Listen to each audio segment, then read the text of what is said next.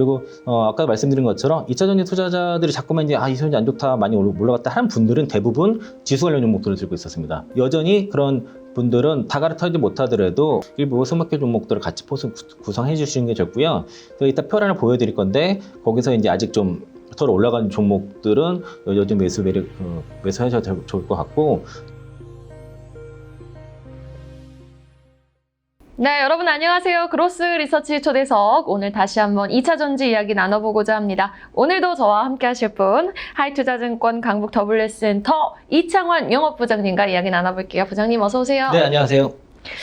자, 6월 들어서 부장님 처음 또 인사를 드리는 것 같아요. 네, 이렇게. 한 달 만에 보는 것 같습니다. 네, 그렇습니다. 그런데 또 6월 들어서자마자 2차전지 관련주들의 훈풍이 아주 제대로 불어오는 모습인데 지금의 반등을 본격적인 반등의 서막이라고 좀 해석을 해볼 수 있는 건지 아니면은 2분기 실적까지 좀 확인을 해보고 제대로 된 반등을 기대해 볼 수 있는 건지 지금의 반등 좀 어떻게 보고 계세요? 2차전지가 좀 늘렸던 거가 사람들이 생각하는 게 이제 에코프로그룹, 포스그룹주를 생각하는데 그거 외에는 급등한 종목들이 더 상당히 많습니다. 그러니까 이제 2차전지 섹터 안에서 제가 저런 표를 좀 보여드리겠지만은 종목이 되게 많거든요. 네.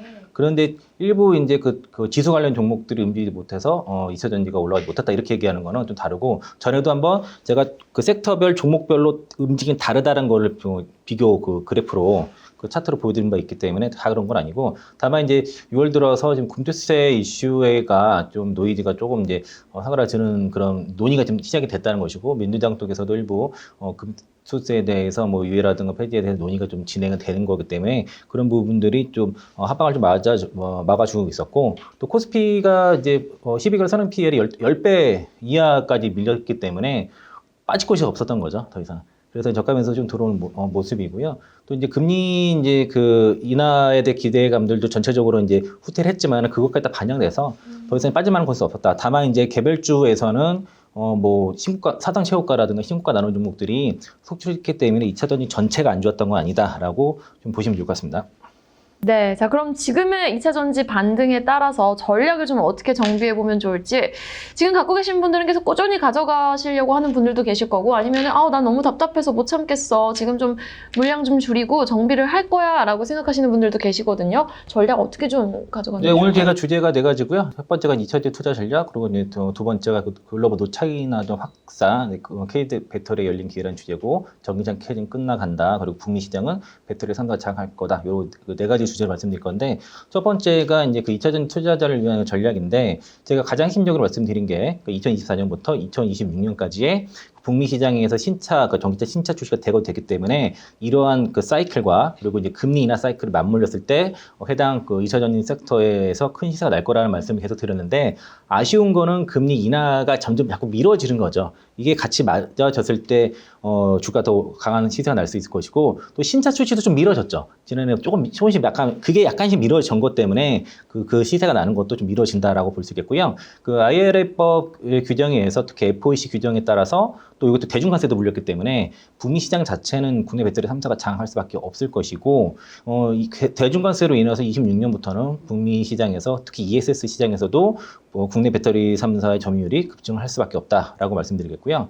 또 이제 리튬 가격이 좀 문제가 같아요, 지금요. 리튬 가격이 지금 반등이 안 나오는데, 다만 이제 지금은 향후에 이제 탈중국화, 경제 블록화, 그 탈세계화 현상으로 인해서 광물 가격 자체가 2차전지 가격 포함해서 미국과 중국 간에 다르게 형성이 될 것이고, 그리고 태양광 모듈 예를 들면은 지금 북미 시장에서 중국 시장 대비해서 지금 한 161% 정도의 프리미엄을 받고 있기 때문에 그런 식으로 이제 북미 시장에서 국내 2차전지 배터리라든가 이제 소재 가격이 다르게 형성될 것이라고 보기 때문에 지금의 리튬 가격, 특히 이제 중국의 탄산리튬 가격이 지금 계속 빠지고 있어요.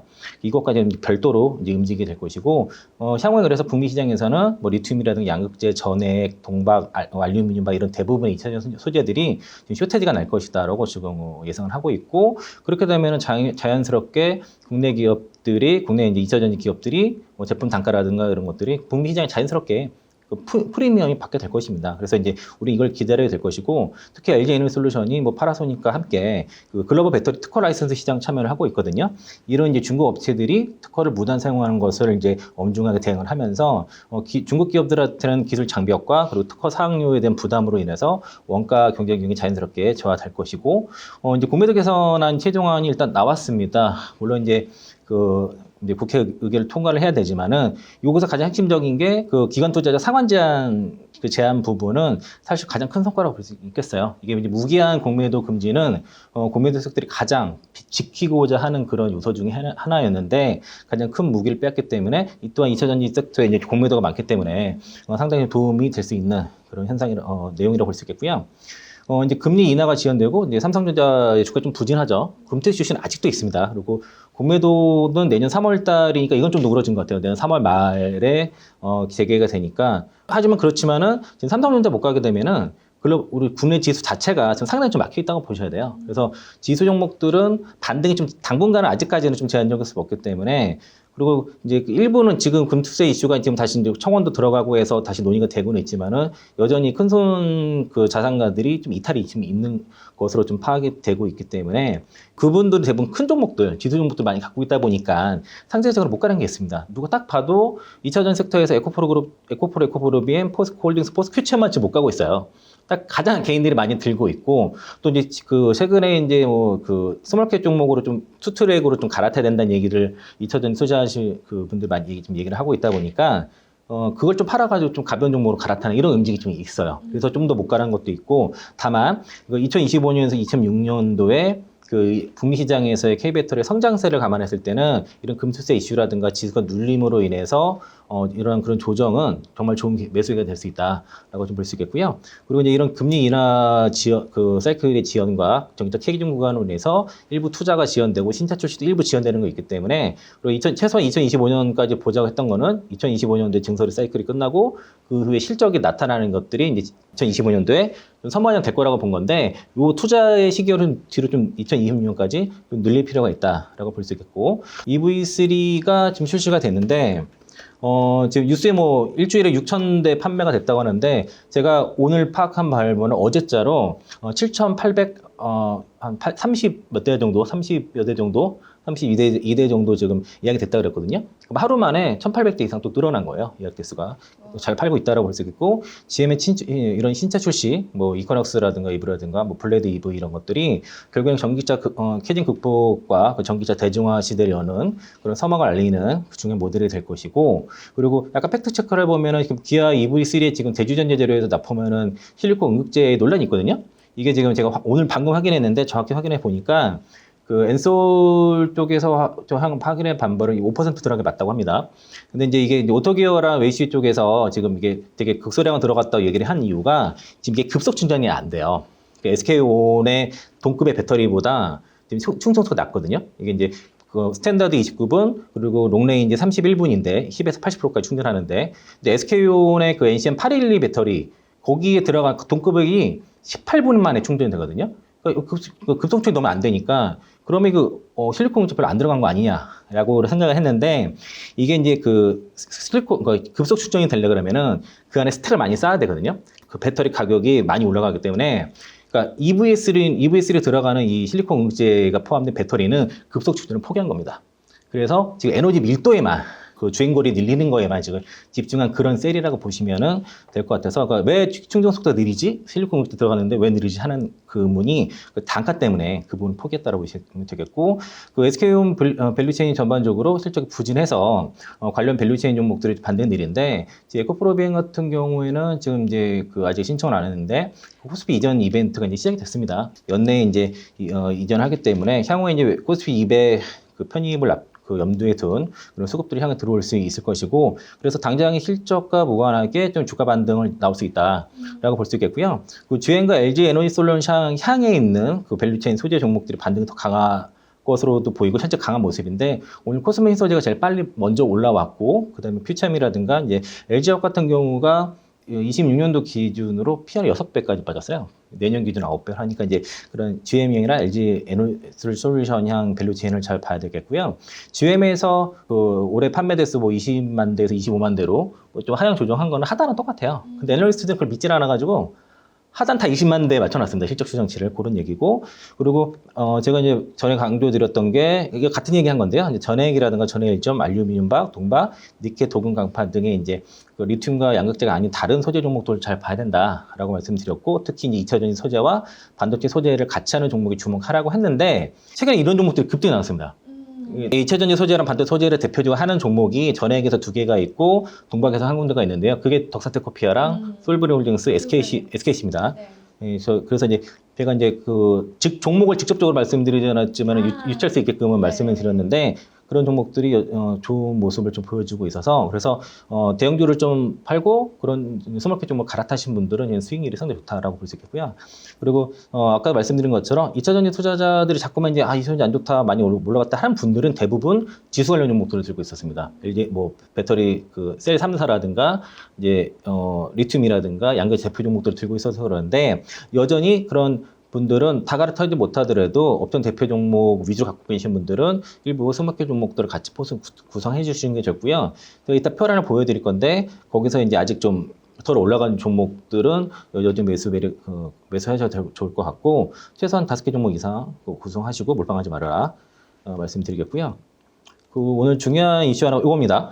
오늘 아침 급하게 만들었는데 내년 3월 이후에 공매도 재개가 되는데 이게 제일 인상적이에요. 그러니까 기관의 상환 기관과 연장 횟수를 제한했다는 거고요. 그 90일 단위로 이제 연장하더라도 이제 12개월, 1년 이내에 상환하도록 제한했다는 게 제일 크고, 그리고 이제 뭐 불법 공매도에 대한 벌금도 뭐 그 부당 이득액이 3배에서 5배에서 4배에서 6배 상향하고, 또 이제 형사처벌을 할 수 있겠고, 그리고 이게 계좌도 지금 거래를 제한을 두는 것들을 많이 나와서 이건 시간 관계상 이거 이렇게 한번 캡처해서 쭉 읽어보시고요. 뉴스 있으니까.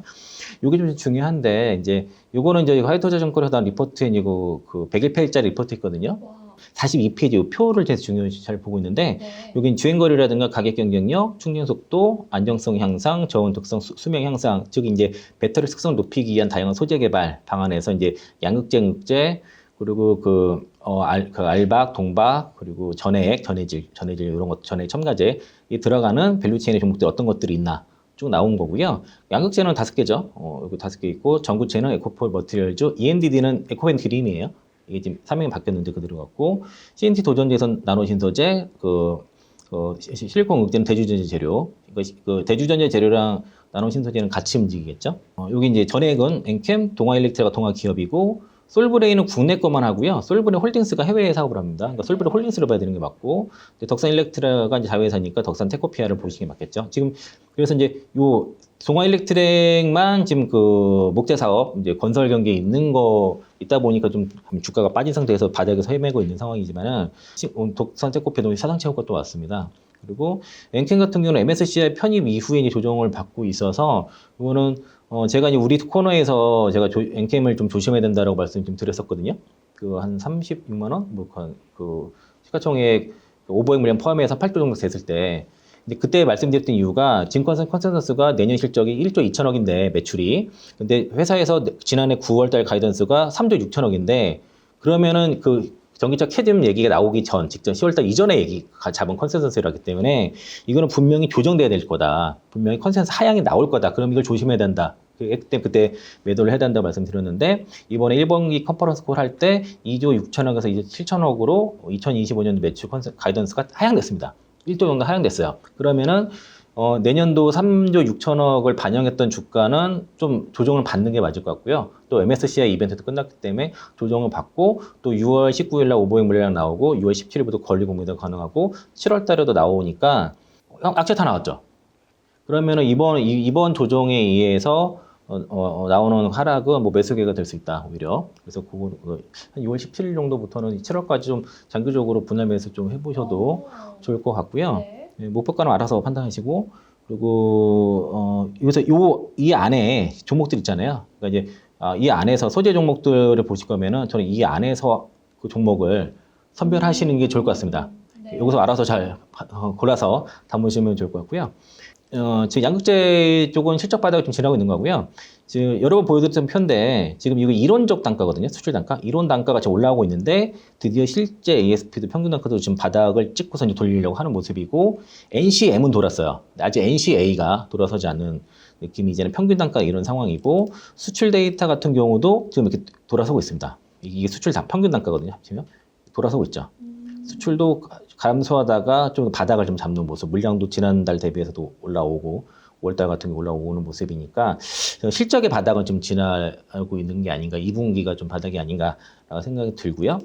그리고 아까 제가 이제 광물 가격이 북미랑 중국이랑 다르게 생성됐다고 말씀드린 것 자체가 경제 블록화 탈 세계가 진행되고 있다는 거죠. 그래서 이제 글로벌 분업화에서는 중국이 상당히 이런 생산 핵심 역할을 해왔지만은 앞으로는 이제 이런 상황이 변할 거고 중국은 국가 주도로 인해서 부의 최종 소유자가 정부 공산당인데 서방 같은 경우에는 이게 민간 주도로 인해서 부의 최종 소유자가 민간인과 기업과 개인이기 때문에 이게 다르다는 거예요. 그래서 그러면은 민간 주도하는 산업에서는 고부가 가치를 추구할 수밖에 없는데 국가 주도에 있어서는 이런 덤핑 판매, 대량 생산, 과잉 생산을 통해서 이제 경제를 성장시킬 수 있었던 거죠. 이게 서로 추구하는 바가 다르기 때문에 이름 바뀌게 될 것이고 그렇기 때문에 이제 향후에 이제 글로벌 가격과 미국 시장의 가격이 다르게 형성될 것이다. 2차 전지 산업에 있어서는 그게 핵심이고요. 이게 이제 미국이 전기차라든가 배터리 쪽에서의 이런 산업에 대해서 전략적으로 접근하면서 리시어링을 시작하면서 하게 되면은 앞으로는 이제 광물 가격 자체가 중국과 미국 간에 완전히 분리된 형성이 될 것이고 그게 대표적으로 지금 태양광이 그렇게 되고 있다는 겁니다. 그래서 이제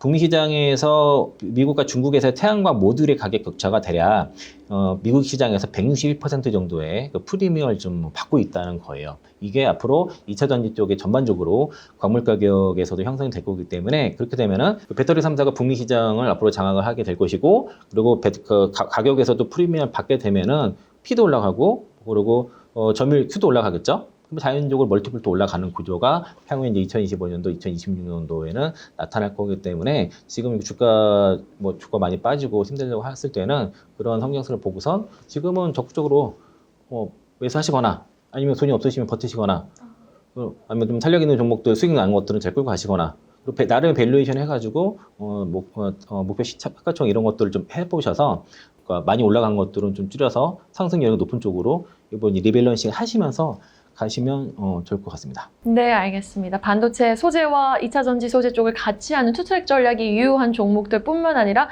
엔캠까지 이제는 6월 중순부터는 조금 우리가 긍정적으로 지켜볼 필요가 있다라는 그 하이투자증권의 이제 분류별로, 소재 분류별로 이제 섹터 잘 정리해서 종목들 언급해 주신 거 있는데 그거 한번 참고해서 투자에 도움을 받아가셨으면 좋겠습니다. 자, 이렇게 전략 들어봤고요. 이번에는 그러면 2차 전지 관련해서 이슈들 하나씩 나온 거 한번 짚어보면서 이야기를 나눠보도록 하겠습니다.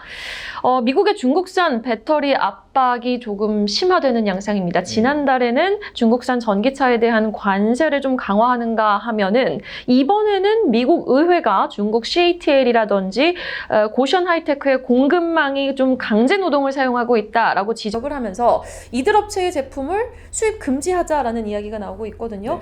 오히려 K배터리에는 수혜가 예상되고 있는 상황 아닙니까? 당연히 그렇고요. 지금 두 번째 주제가 글로벌 제목이 노 차이나 존 확산, KB배터리한테 기회됐다 요거 얘기고요. 아까 방금 말씀하신 게 이제 이거예요. 몇 가지가 있는데 일단은 가장 먼저 나온 게 어제 나온 거죠. 6월 11일자 그저께네요. 그저께 나온 뉴스가 국토안전안보부에서 중국산 배터리 사용 금지를 해야 된다는 그 내용에 대해서 미국 공화당 하원 의원 4명이 법안을 제출한 거고요. 이게 제목이 해외 적대국 배터리 의존 분리법이에요. 이걸 발의했는데 워딩 되게 세죠.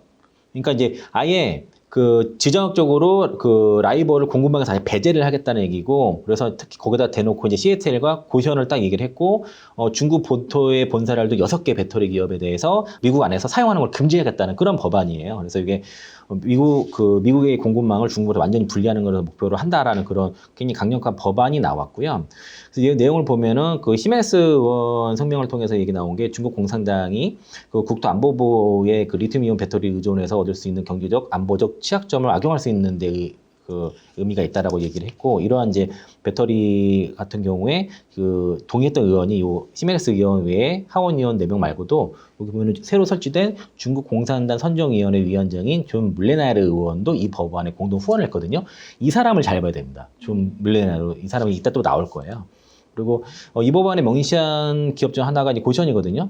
지난해 이제 뭐 여기 고시원이 북미에서 그 양극재 기업 공장 짓는다고 해서 양극재부터 빠지게 됐잖아요. 배터리 기업 팩트 체크하고 뭐 이랬던 건데 이게 어쨌든 중국과의 커넥션이 있기 때문에 이제 그 주민들과 또 이제 마을 이사들이 지금 맡고 있는 상황이고요. 그 지역 해당 그 대표자 그 물레나라 의원도 그 미국의 세금이 우리를 희생시키면서까지 그 핵심 기술 장악하는 중국 공산당의 희망을 실현하는데 사용되면 안 된다. 고시원이 미국에서 공장을 짓는 거를 막고 있는 의원이 물레나라 의원이고 그 의원이 그 배터리 해외 적대국 배터리 의존 분리법 발의를 같이 참여했다라고 보시면 되겠고요. 그래서 굉장히 강한 법안이 크게 두 개가 나왔다라고 볼 수 있겠고, 그다음 아까 말씀하신 이겁니다. 미국 공화의원이 중국 배터리 기업의 그 시애틀과 고시원을 블랙리스트로 등재를 요구했다. 이거 뭐냐면은 그 신장 위구르 쪽의 그 강제 노동과 연관이 됐다고 얘기를 하는 거고요. 거기에 이제 그 시애틀이 그 위구르 강제 노동과 관련이 있다고 관련이 있기 때문에 이제 수출을 블랙리스트에 등재를 해야 된다라고 하기 때문에 이거는 그 IRA법에 의한 FOC 규정은 더 센 겁니다. 다만 이제 뭐 시애틀 쪽에서는 이제 이거 우리는 위구르 강제 노동과 관련이 없다라고 이제 완전 허위라고 주장하고 있는데, 요게 이제 그 시애틀과 고시원 같은 경우 미국 내 공장 설립을 추진하고 있는 거고, 뭐 포드랑 시애틀 간의 그런 기술 협력은 지금 포드가 좀 물러났죠. 일단 같이 기술 이전 받아서 공장 짓는 거는 조금 이제 물러난 상태고, 고시원 같은 경우도 지금 20억 달러 규모의 배터리 공장을 좀 설립하려고 하는데 이게 쉽지 않을 것 같아요. 지금 현재 상황으로는. 그리고 요게 이제 그날 발표된 날 시애틀 주가 좀 빠졌고 급락했고요. 그다음 또 급락했습니다. 그래서 이제 관련된 기업들 시애틀과 이제 이런 고시원 하이테크 주가가 좀 하락을 최근에 하고 있다라고 볼 수 있겠고요.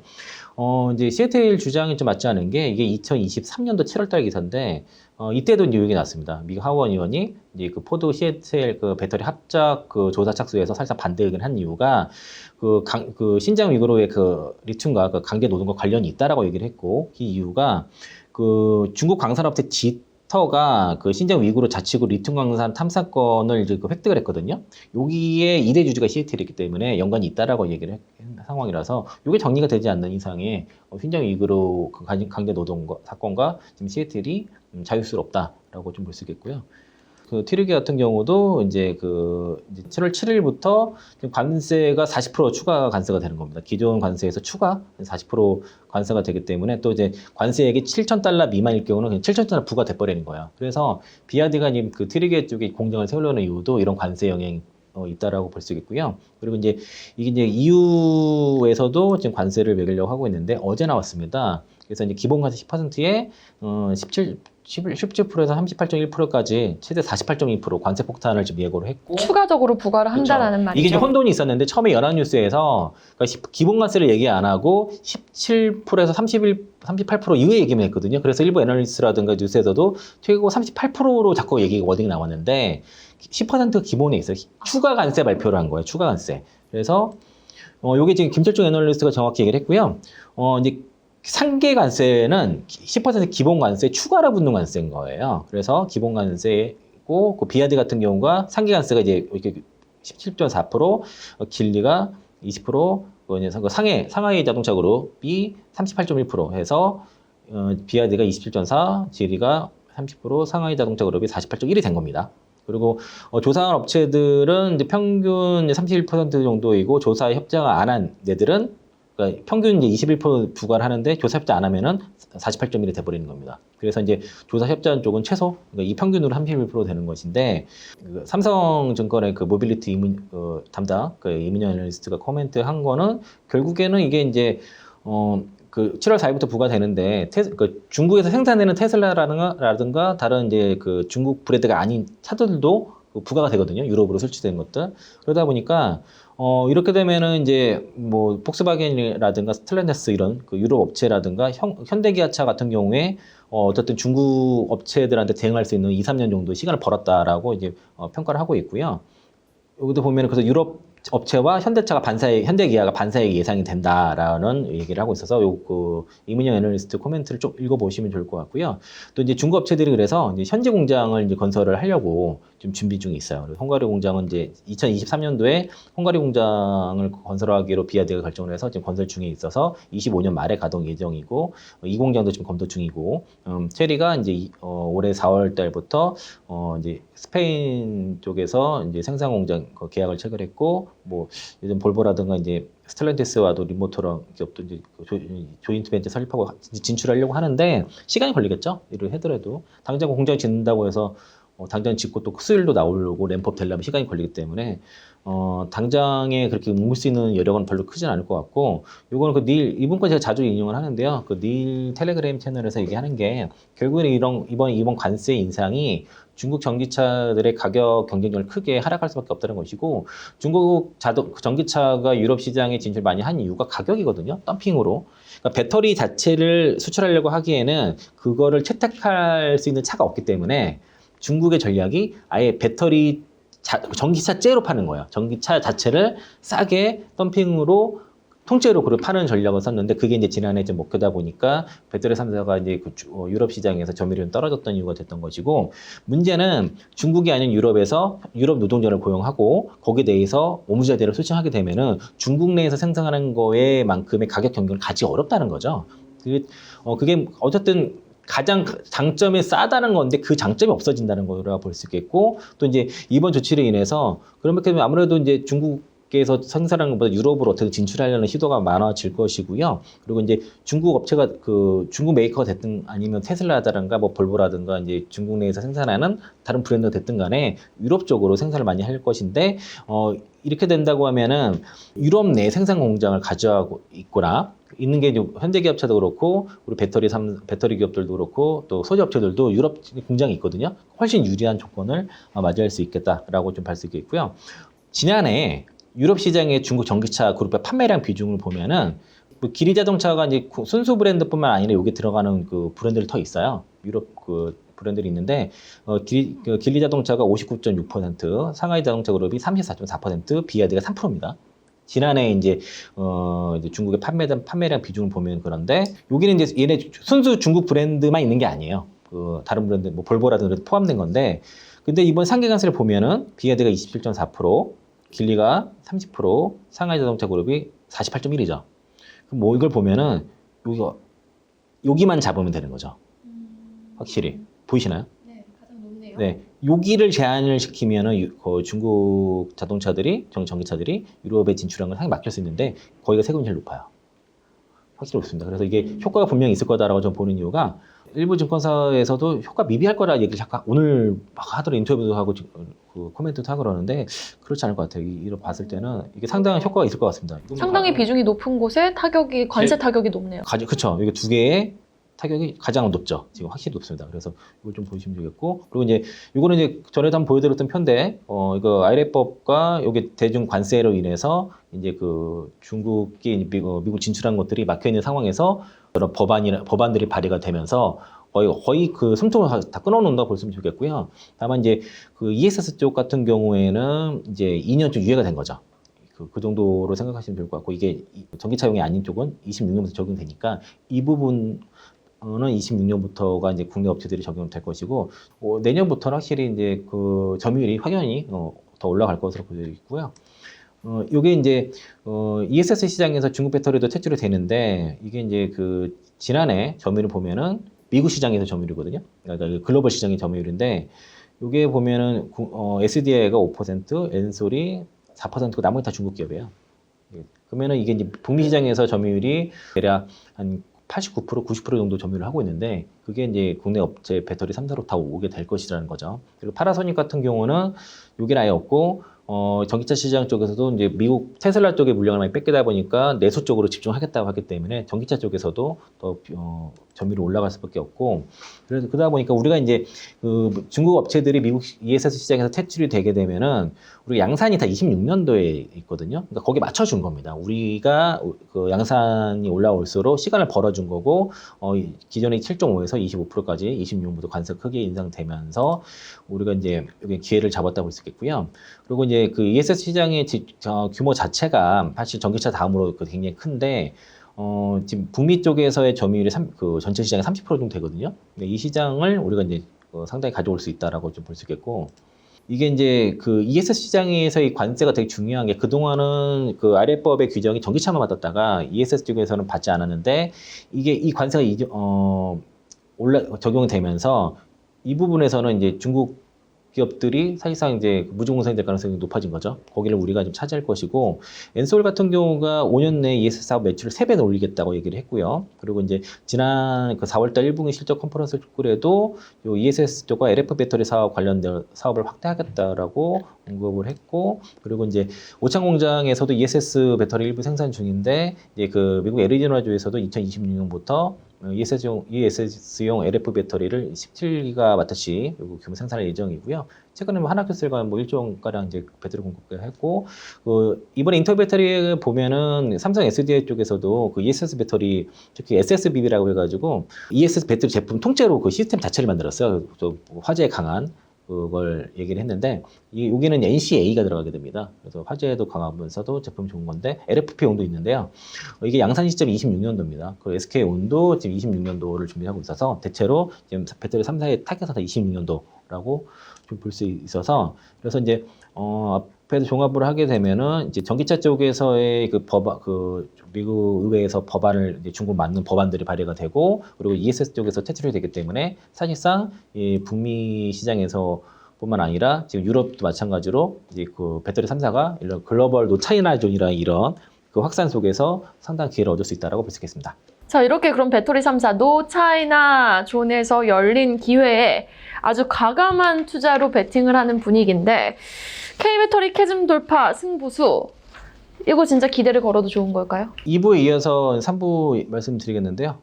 그 세 번째 주제가 그 북미 시장은 한국 배터리 3사가 장악할 것, 26년부터는 ESS 시장도 장악한다라고 이제 그 주제고요. 앞에 2부랑 좀 비슷한 내용인데, 여기 그 머니투데이에서 요 기획 기사가 있어요. MT 리포트라고. 여기 이제 그 관련된 그 시리즈별로 쭉 기사가 있거든요. 그래서 나중에 한번 이런 시리즈 한번 뉴스 보시는데, 그거 갖고 온 내용 중에 하나가 그 배터리 캐즘 구간에 북미에 이제 우리 그 배터리 기업들이 이제 대략 50 정도 이제 투자를 한다는 얘기고, 이런 지금 노차이나 존이라고 아까 말씀드렸잖아요. 그런 시장에서 지금 이런 일시적인 그 캐즘 구간을 투자를 통해서 탈출을 하겠다라는 전략인 거고, 그리고 LG 에너솔루션을 비롯한 배터리 3사가 북미 지역에 27년까지 대략 그 633기가와트시 수준의 배터리 캐파를 구축을 하게 됩니다. 이게 대략 점유율 따지면 거의 80%가 넘어요. 그 캐파 기준으로 보면은. 근데 이제 파나소닉이 증설을 잘 못하고, 그리고 중국 업체들이 그 ASEC 정도 빼면은 없다 그러면은 그 이상도 될 수 있을 것 같거든요. 근데 이제 점유율 기준이고, 다만 이제 이게 그 캐파 구축한 다음에 가동률이 나중에 더 중요하겠죠. 충분한 가동률이 나와야 될 것이고, 그리고 이제 그 1년에 전기차 1000만 대 정도 생산하는 이 규모입니다. 이게 1000만 대 정도고, 배터리 3사 단독 공장 외에도 GM, 스텔란티스, 현대기아차, 혼다, 포드 등과의 그 조인트 벤처 합작 공장도 포함이 될 것이고요. 이게 이제 대략 투자 금액이 1기가와트치당 캐펙스당 1,300억이니까 투자 금액 전체만 앞으로 이제 82조 정도 투자가 들어갈 것이고, 이게 이제 조인트 벤처에 참여 완성차 기업 투자가 50% 반반씩 투자할 거니까 50% 잡아도 일단 그것 때문에 한 50조가 이렇게 나온 겁니다.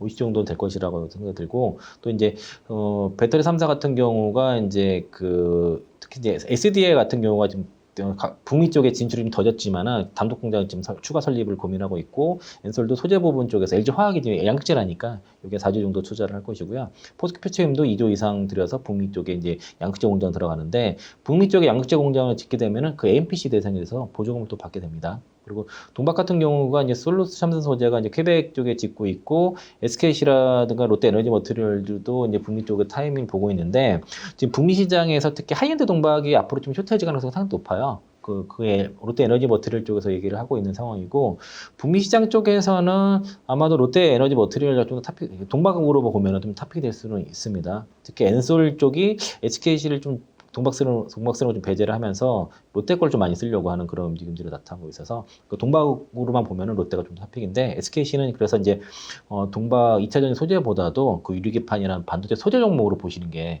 그쪽으로 투자 포인트를 잡으시는 게 더 맞을 것 같고요. 이게 북미 쪽의 생산 라인들 캐파 쭉 나와 있는 거고요. 그리고 이게 이제 지금 그 유럽이라든가 그 중국 같은 경우가 그 전기차 침투율이 뭐 거의 30% 육박을 하는 반면에 미국이 지금 거의 8% 수준밖에 안 되니까 그럼 향후에 그뭐 50%까지 간다 그러면은 성장성이 가장 높은 게 이제 북미 쪽이라고 보면 되겠고요. 그리고 이제 이런 그 북미 쪽에서의 가장 성장이 높기 때문에 여기서의 이제 진입 장벽이 마련된다 그러면은 특히 이제 아래법에 의한 그 FEC 규정이 이제 우리 배터리 3사의 그런 장벽, 어떤 보호막이 될 것으로 생각이 들고, 그리고 또 중국 배터리라든가 그 소재를 사용하게 되면은 보조를 못 받는 반면에 우리 배터리 3사, 우리 소재 업체들 거를 사용할 수밖에 없는 그런 구조가 앞으로 나오기 때문에 이런 투자들이 그래서 이어진다라고 봤을 때는 그럼 자연스럽게 배터리 3사가 북미 시장을 더 장악할 수밖에 없겠죠. 예정된 거고요. 그리고 이것도 그런 같은 뉴스입니다. 그래서 이제 향후에 이제 미국 정부로부터 이제 보조금을 받기 위해서 지금 현재 보조금 받는 그 43종 중에서 31종이 배터리 3사 거 우리나라 국내 배터리 3사 제품이 들어간 겁니다. 그럼 이게 71%고요. 그러니까 이게 앞으로 더 늘어날 거예요.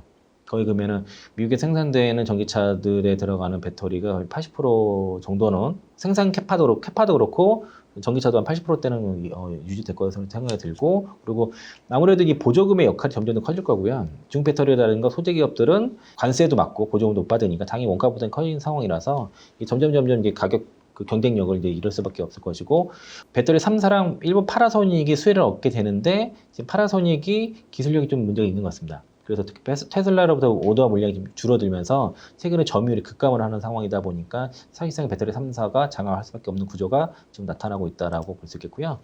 또 최근에 이제 엔솔이 지금 미국 홀랜드 시위에서 12년 세금 감면성을 획득을 했습니다. 앞으로 이제 공정을 짓게 됨 인해서 세금을 이제 10년 동안 이제 12년 동안 감면을 받게 되는데, 이게 지난 5월 달에 1,100억 투자 미시간 공장 투자권에 대해서 세제를 신청할 수 있도록 돼 있어요. 그거를 신청해서 이제 감면 받기로 결론이 났고, 요거는 이제 아까 그 리포트 하이토젠 그 리포트가 11페이지에 나온 내용이고요.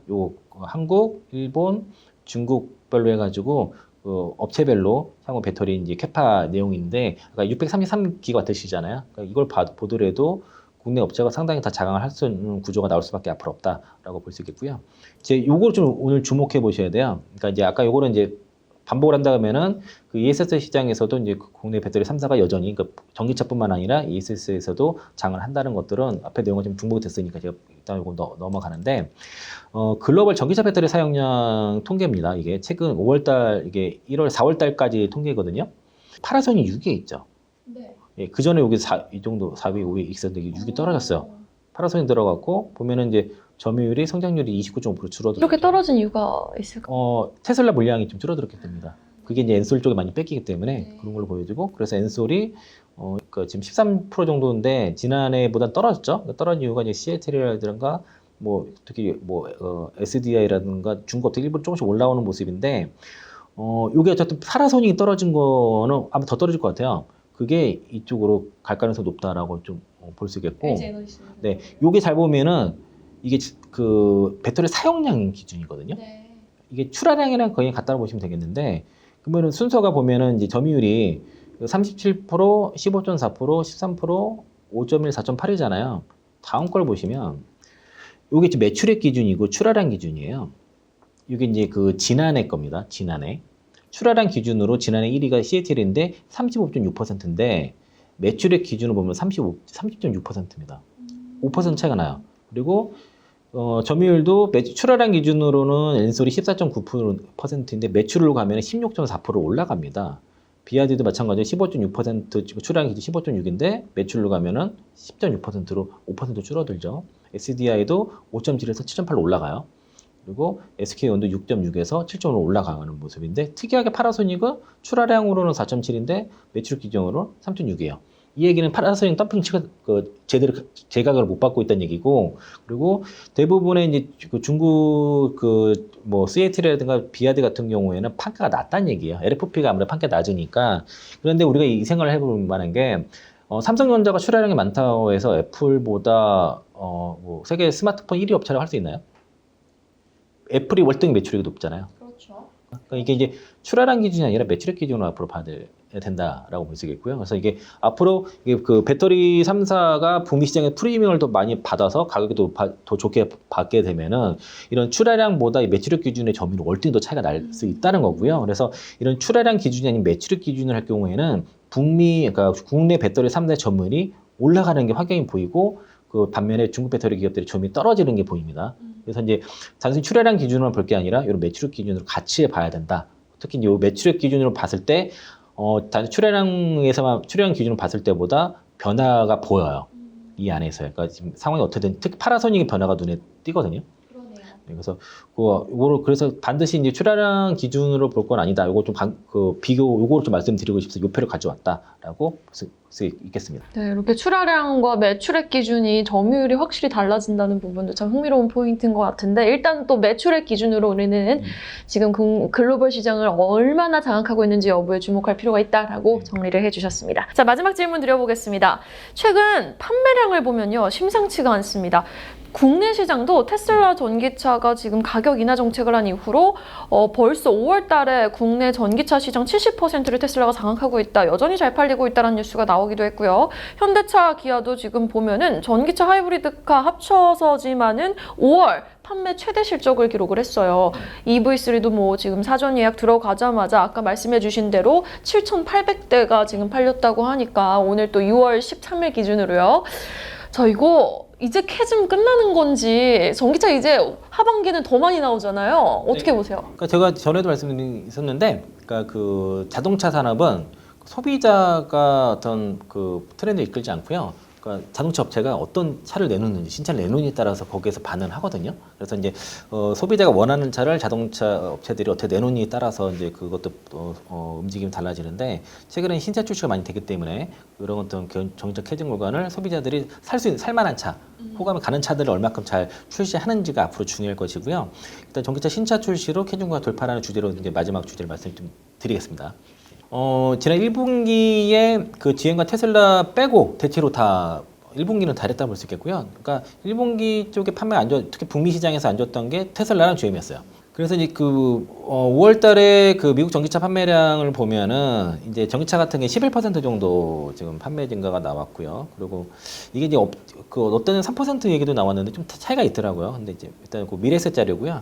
11% 정도 나왔고, 플러그인 하이브리드가 20% 정도, 그리고 이제 하이브리드가 32% 성장 나왔는데, 여기 보면 산업 평균이 11%잖아요. 근데 위로 아래로 보면은 테슬라가 마이너스 12%, 폭스바겐 마이너스 13%, 리비안 마이너스 14% 나왔죠? 근데 이제 토요타 203% 증가, 기아 127%, 닛산 82%, GM그룹 80% 증가했고요. 현대기아 77%, 그리고 포드 65%, 현대차 45% 증가가 나왔는데, 대체로 보면은 결국 이 테슬라가 문제예요. 테슬라 문제인데, 아까 1분기 때는 GM이랑 테슬라가 못했잖아요. 근데 이제 5월 달에 보면은 GM의 판매량이 이제 전년 동기 대비해서 80% 증가했기 때문에 이게 역대 최고치라고 그러고 있고요. 그리고 지금 1에서 4월까지 누적이 이제 마이너스 14%였는데 5월 달에 올라왔고, 최근에 이번에 이제 그 GM 같은 경우가 지금 판매 가전스를 사양을 좀 했는데 하단은 그대로 났거든요. 그러니까 이제 상단이 30만 대에서 25만 대로 줄었는데 이게 하향이 맞는지는 일단 모르겠습니다. 일단 중요한 거는 앞으로 이코노스 EV가 판매가 어떻게 되는지, 이번 달부터 일부 잡히기 시작했으니까 6월달 데이터도 봐야 되겠고, 현대기아차가 5월달에 14,000대 북미 시장에 판매를 했는데 테슬라 다음으로 2등을 했습니다. 앞으로 이제 전기차 시대에서는 현대기아차의 약진이 상당히 기대가 되고요. 기술력 차도 지금 타사에 대비해서 5년에서 8년까지도 전기차 그 기술이, 플랫폼 기술이 더 발전을 한다고 보시죠. eGMP라고 하나요? 네, eGMP고 그 다음에 EM. 그 다음 플랫폼 EM이 나올 거예요. 그게 더 발전된 플랫폼인데, 지금 이 GMP만 해도 예를 들면은 그 BMW가 발표하겠다는 그 노이에 클래스 같은 경우도 26년도에나 나온다고 하거든요. 근데 이거 테슬라 현대기아차 20년도에 발표한 거잖아요. 그거면 6년 차예요. 근데 그때는 이 GMP 수준의 플랫폼을 BMW가 26년도에 발표를 하고 벤츠는 30년도나 가야 될 건데, 그때 가서는 현대기아차는 EM이라는 새로운 플랫폼 또 발표를 할 것이기 때문에 지금 전기차에서는 이런 그 배터리, 그 NCN 9급 배터리가요, 웬만한 슈퍼카의 출력보다 좋아요. 그러니까 이제 지금 몇 억짜리 슈퍼카에 나오는 건 출력이 5천만 원, 6천만 원짜리 전기차에서도 앞으로 구현이 가능하다는 거죠. 그러니까 이제 전기차 시대로 갈수록 내연기관 차들은 점점 설 곳이 없어진다라고 좀 볼 수 있겠고, 특히 이제 5월달에 이제 테슬라를 빼고 계산해 보니까 56.1% 나왔다. 여기 그 충전시 저장소 텔레그램에서 나오는 이렇게 계산하셨더라고요. 이걸 많이들 쓰시는데, 그러니까 결국 테슬라만 잘하면 될 것 같다라는 거 볼 수 있겠고요. 이게 GM 자료고요. 요거는 테슬라입니다. 테슬라 사이버 트럭은 최근에 좀 올라오고 있어요. 좀 한 2,000대 이렇게 판매하고 있는데, 요게 그 GM의 얼텀 센조에서 생산되는 전기차 판매량 추이고요. 이게 전체 GM의 판매량 추이인데, 얼텀 셀즈 말고 GM 볼트가 단종됐지 않습니까? 네. 그러니까 볼트의 판매량 추이예요. 이건 나중에는 이제 그 새로운 전기차로 배터리 장착해서 나올 건데, 그러니까 결국 얼텀 센즈 판매가 나오는 전기차가 어떻게 판매되는지가 앞으로 중요한 겁니다. 확실히 증명이 되는 표현이에요. 네, 그러니까 얼텀 센즈 쪽이 중요한 거예요. 그렇게 되면은 우리가 투자도 GM의 얼텀 센즈에 들어가는 배터리에 들어가는 소재 업체들을 잘 봐야겠죠. 그러네요. 네, 이걸 보면 되겠고, 그리고 이제 5월달에 그 현대기아차 판매도 보면은 제네시스 빼고요. 그리고 이제 현대차 같은 경우가 전기차가 42% 증가, 그리고 특히 여기 아이오닉 5가 이제 82% 증가 나왔고요. 기아차 같은 경우도 지금 전기차 판매가 127% 증가했기 때문에 지금 기아가 좀 더 증가율이 좋은 것 같아요. 그리고 특히 이제 그 EV6가 19%, 그리고 EV9이 이제 신차이기 때문에 전월 대비해서 39% 증가 나왔고, 니로 EV가 생각보다 잘 팔렸네요. 근데 152%인데, 다만 이제 이번에 EV3가 나오게 되면은 아마 그 코나 EV라든가 니로 EV 시한테 다 잡아먹을 가능성이 있습니다. 이 EV3에 들어간 배터리가 어쨌든 실리콘 공자가 포함이 됐고, 그 정도 가격에 그런 배터리가 들어간 사례가 없거든요. 굉장히 지금 가성비가 지금 끝판왕이라 봐야 될 것 같아요. EV3 같은 경우에. 그래서 앞으로 이제 여기 그 미래에서 나왔던 이제 포스코 퓨처엠의 리포트 안에 들어가는 내용이 앞으로 GM과 기아 EV3에 주목한 이유가 GM의 이코넥스 EV랑 기아 EV3 출시가 EV 세그먼트 다변화의 이상의 의미라는 것이고, 두 차량 모두 가격 경쟁력을 보유했다는 거죠. 그러면서도 그걸 통해서 수요 정체를 극복할 수 있는 그 대중 확산의 기여할 가능성이 상당히 높다라고 좀 보는 것이고, 일단 EV3의 판매량에 대해서 되게 폄하한 얘기가 좀 있는데, 일주일 만에 6,000대 판매했고 어제자로 7,800대가 넘어갔으니까 하루 만에 지금 1,800 이상 판매가 더 추가 는 거예요. 그리고 이 가격에 이 세그먼트 이 가격에 실리콘 응급대가 들어가는 뭐 그런 배터리가 있지 않기 때문에. 근데 제가 이제 아까 말씀드렸지 않습니까? 이제 다만 EV3에 들어가는 실리콘 응급대가 들어가는데 5% 정도 들어간 거는 제가 확인을 했는데, 다만 왜 충전 속도가 느릴까라고 봤을 때는 그거는 급속 충전을 포기하고 에너지 밀도를 올리는 데 집중한 셀이기 때문에라고 말씀드리겠고요. 여기 이제 삼성 모빌리티 담당 이문영 애널리스트가 코멘트 한 거가 기아 EVS에서 얘기를 했어요. 그래서 이제 요거 스탠다드는 350km, 롱레인지는 501km. 이게 31분 충전할 때 이제 10에서 80%까지 충전하는 건데, 스탠다드가 29분 걸리고요. 그리고 롱레인지가 31분 걸립니다. 평균적으로 30분 정도라고 보시면 되겠고, 이게 같은 동급의 SK온 배터리가 18분 걸리거든요. 실리콘 응자가 들어가는데 왜 충전 느리지? 거의 안 들어간 거 아니야? 거의 묻은 수준이 아니야? 이렇게 의심을 한 거예요. 오토기아 쪽에서 그렇게 얘기를 한 건데, 제가 확인해 보니까 5% 정도 들어간 건 맞아요. 타이칸도 5% 정도 들어갔을 때 이제 37분인가 뭐 그렇고 8% 들어가니까 절반 수준으로 줄어드는 건데, 다만 이걸 보니까 SK온이 배터리 기술력이 생각보다 상당히 이상으로 좋은 것 같습니다. 이번에 EV3 그걸 관련돼서 사실 팩트를 확인하면서 SK온 기술력이 생각보다 좋구나라는 걸 좀 느꼈고요. 그래서 다음번에는 SK온 배터리 들어간 걸 사야 될 것 같아요. 그리고 뭐 스텔란티스 같은 경우 저가형 차 내놓겠다는 뉴스가 있었고, 왜냐면 좀 조자 공장에서도 이제 5월 10월 달에 아이오닉 5가 첫 차로 그러니까 조기 가동이 되는 겁니다. 네. 그러니까 현대기아차가 이제 특히 현대차가 북미 시장에서의 그 배터리 국내 배터리 확보를 못 해가지고 아래 보조금이 이제 내년부터나도 가능하지 않을까 뭐 생각했었는데, 최근에 이제 뭐 SK온 쪽에 그 라인을 좀 확보를 하고 합자 공략도 돌아가면서 올해부터는 이제 IF 보조금을 받을 수 있는 모델들 앞으로 나올 것이고요. 또 이제 특히 이제 LG 엔솔과 GM의 협력차로 리릭이 나오잖아요. 이게 한 1억 정도 되는데, 사실 이 차가 2년 늦어진 차예요. 사실 출시가 2년만 빨랐어도 시장을 상당히 좀 잡아먹지 않았을까 싶었고, 아쉬운 거는 배터리가 요게 지금 얼텀 셀지 1세대 배터리입니다. 네. 그래서 그렇게 되면 지금 차 자체는 굉장히 잘 만든 차기 때문에 배터리만 향후, 그러니까 차세대 배터리가 들어간다 했을 때는 현재 모델보다 향후의 모델에 대해 상당히 기대감을 갖게 하는, 근데 되게 고급 차량 되게 잘 만들었어. 되게 그 디테일 부분까지 이런 것까지 신경 썼네 할 정도로 고급 차량이구나 할 싶을 정도로 되게 잘 만든 차인데, 미국 차들이 특징들이 좀 이렇게 해파요. 너무 돈을 많이 발랐어요. 그래서 굳이 이렇게까지 할 필요가 있을 정도로 한데 배터리만 좀 아쉽다. 배터리만 좀 아쉽기 때문에, 특히 이제 이게 좀 늦었던 이유가 얼턴 셀즈 모델이 롱셀이 쓰거든요. 롱셀이 수율 잡기가 되게 어려워요. 그래서 좀 그런 문제 때문에 좀 출시가 좀 늦어진 것도 있었고, 다만 이제 지금 국내 오창 공장이 엔솔이 마더 팩토리를 삼기 때문에 향후 해외 공장에서 수율 잡는 거에서 굉장히 빠르게 올라오고, 또 이 공장 같은 경우가 한 달 만에 수요 90%를 넘겼다고 하거든요.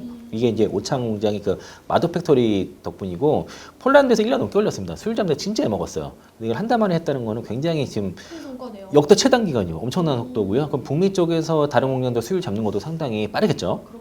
예, 그러면은 금방 실적도 빨리 올라올 수 있을 것이고 성장세도 빠르게 올라갈 수 있다라고 그럴 것 같고요. 이게 아까 말씀드린 그 내용이에요. 뉴스가 이제 사전 계약 벌써 6,000대, 뭐 일주일 만에 6,000대 계약을 했다라고 해서 돌풍인데, 이거를 폄하하는 거 있는데, 그래서 제가 이거 광주 공장 쪽 그 관계자 통해서 들은 얘기가 일단 7,800 넘었다라고. 뒷자리 갑자기 생각이 안 나는데 정확히 보면은 7,837대네요. 11자 기준이니까 굉장히 빠른 거예요, 속도가. 그러니까 이런 신차 출시가 어떤 이로 인해서 전기차 캐진 극복을 돌파하는 시너지, 어떤 전기차 대중화 시대를 여는 그런 모델이 될 거라고 보고 있고, EV3가 어떻든 간에 뭐 일부 좀 아쉬움, 뭐 충전 속도라든 건 일부 이게 느린 것도 아니지만은 일부 아쉬움이 있지만은 이런 저가형 모델에서 볼 수 없는 그런 상당한 좋은 배터리가 들어갔다라고 볼 수 있겠고요. 또 이제 요거 아까 잠깐 언급드렸는데, 그 GM이 목표치가 연간 가이던스가 20에서 30만 대 판매였거든요, 북미 시장에서. 근데 20에서 25만 대 정도 하향 조정을 했다라는 거였는데, 대부분 애널리스트들이 애초에 20만 대가 안 될 거라고 생각했어요. 그러니까 미래에셋뿐만 아니라, 그래서 거의 대부분 애널리스트들이 GM의 실적 추정치를 다 20만 대 맞춰놨습니다. 국내 애널리스트들 중에서 이걸 믿은 사람이 없습니다. 근데 다만 이제 가이던스니까 다 30만 대는 안 잡고요, 전부 다 20만 대를 잡기 때문에 추정치 하향은 없습니다. 그냥 이렇다는 정도로 보시면 되고요. 구체화가 네. 된다. 하향 조정이 하단이 그대로 간 거죠. 네. 그러니까 실적 추정치 조정은 없다라고 정도로 이해하시면 되겠고요. 그리고 이제 요게 이제 24년부터 26년까지 신차 출시 일정들이고, 이것도 저희 아까 리포트에 있는 내용인데, 이게 올해 나오는 스텔란티스부터 GM, 뭐 폭스바겐, 현대기아, 뭐 벤츠, BMW, 포드 나오는 모델들이고요. 특히 스텔란티가 18종 나옵니다. 신차가. GM도 이제 캐딜락부터 해가지고 이제 쉐보레 이코노스 다 나오는데, 요게 올해 거고, 요거 올해 거에 이게 다 북미 시장에서 출시되는 일정들이거든요. 이게 25년도, 26년도 말씀드리는 이유가 24년도부터 26년까지 신차 출시가 이렇게 되고 나와요. 그렇게 되면 특히 26년도에 굉장히 많죠. 그래서 이제 이게 이렇게 나오게 되면은 국내 배터리 3사 같은 경우가 당연히 이게 대부분 한 80% 이상을 점유한다 그러면은 실적은 당연히 올라갈 것이고, 증설 일정이 25년도에 증설이 가장 많이 되거든요. 그 증설 일정에 맞춰서 실적은 26년도에 폭발적으로 올라갈 것이니까, 25년도, 26년 올라갈 것이니까 주가가 이제 25년부터 본격 반영이 될 거라고 생각을 했는데, 여기에 한 가지 더 시너지를 넣을 수 있는 게 바로 금리 인하 사이클입니다. 자동차는 할부 금리에 민감하기 때문에 금리 인하는 게 되게 중요한데, 이 신차 출시 이 사이클과 증서 사이클과 이 신차 출시와 금리 인하 사이클 맞물리게 되면은 소위 말하는 2차전지 투자들이 많이 기대하는 빅뱅 폭발이 일어날 수 있다라고 볼 수 있겠습니다. 네, 알겠습니다. 이렇게 금리 인하 시기와 또 증설 시기가 맞물릴 수 있는 2025년, 약속의 2025년을 기다리면서 오늘 또 2024년 6월 우리 2차전지 이야기 강북 WM센터 하이투자증권 이창환 영업부장님과 이야기 나눠봤습니다. 오늘 말씀 고맙습니다. 네, 고맙습니다.